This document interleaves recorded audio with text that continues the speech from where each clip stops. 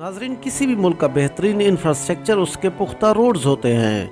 नकलो हमल में आसानी की वजह से कारोबार और तिजारत को फ़रोग मिलता है और मुल्क मुआशी लिहाज से तरक्की करता है। मौजूदा अफगान हुकूमत का क़याम अमल में आते ही इसकी सबसे बड़ी कोशिश इन तबाहशुदा रोड्स की बहाली रहा, जिसकी बेहतरीन मिसाल सलंग टनल और हाईवे है। कई दहाइयों से खाना जंगी और हादसात का शिकार इस टनल की बहाली किसी चैलेंज से कम न थी, जिसे अफगान हुकूमत ने सिर्फ चंद माह की मुद्दत में पूरा करके दोबारा काबिल इस्तेमाल बना दिया।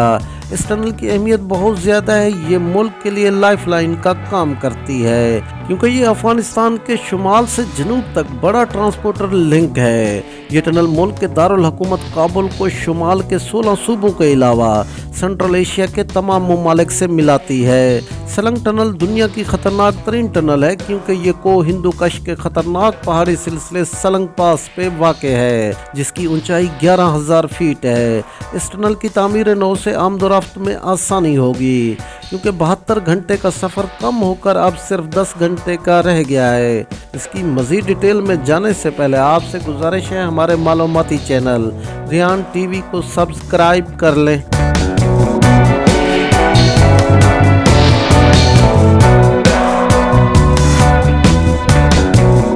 सलंग टनल सोवियत यूनियन की इंजीनियरिंग का शाहकार है, जिसे 1964 में मुकम्मल किया गया और ये 1973 तक दुनिया की बुलंद तरीन टनल रही, जिसकी सतह समंदर से ऊंचाई 11,000 फीट है और इसकी लंबाई 2.6 किलोमीटर है। इसमें 2 लेन वाला एक सिंगल रोड है, जिसकी चौड़ाई 20 से 23 फीट है और अंदर से ऊंचाई 16 फीट है। ये टनल रोजाना 1000 गाड़ियों को हैंडल करने के लिए डिजाइन किया गया था, मगर अब ये तादाद बढ़ के 10,000 से 70,000 हो गई है। ये सुरंग अफगानिस्तान की तारीखी शाहराह रिंग रोड का हिस्सा है और अफगानिस्तान के 2 बड़े सूबे परवान और बगलान के दरमियान में वाक़ है। इस टनल की वजह से 300 किलोमीटर का पहाड़ी सफर कम होकर सिर्फ 80 किलोमीटर रह गया है। ये टनल मुसलसल खाना जंगी और हादसात का शिकार रही। 1998 में शुमाली इत्तेहाद और तालिबान के दरमियान लड़ाई की वजह से इस टनल को भारी नुकसान पहुंचा। इसका दाखिली रास्ता और वेंटिलेशन का निज़ाम तबाह हो गया। 2002 में अमेरिका ने इस टनल की मुरम्मत करके इसे ट्रैफिक के लिए बहाल कर दिया। दिसंबर 2022 में इस टनल के अंदर एक ऑयल टैंकर में धमाका हुआ, जिसकी वजह से इसका अंदरूनी हिस्सा काफ़ी मुतासर हुआ। इस वाक़े के बाद टनल को आमदोरफ्त के लिए बंद कर दिया गया।